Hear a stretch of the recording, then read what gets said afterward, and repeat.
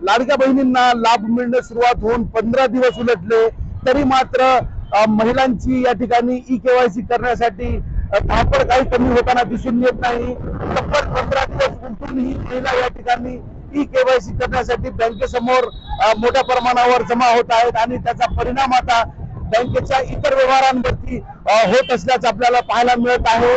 खर तर 17 तारखेपासून प्रत्यक्षात लाडकी बहीण योजनेअंतर्गत महिलांना लाभ मिळणे सुरुवात झाली आहे आणि त्यानंतर कुठेतरी ज्या लाभार्थी महिलांचे ई-केवायसी झालेले नाही अशांना अद्यापपर्यंत याचा लाभ मिळाला नाही आणि म्हणूनच लाभार्थी महिला या ठिकाणी बँकेसमोर मोठ्या रांगा लावत उभ्या आहेत। खर तर हीच परिस्थिती परभणी शहरासह जिल्ह्याभरातील अनेक बँकांची आहे आणि त्यामुळे कुठेतरी 15 दिवस उलटले तरी लाडक्या बहिणींची ई-केवायसी साठी धावपळ काही कमी होताना दिसून येत नाही। कॅमेरा पर्सन सय्यद खिजरसह नजीर खान, TV9 मराठी, परभणी।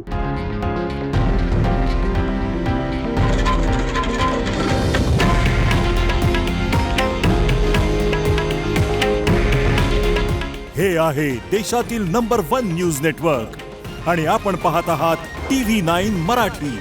काळजी तुमची, हित महाराष्ट्राचं।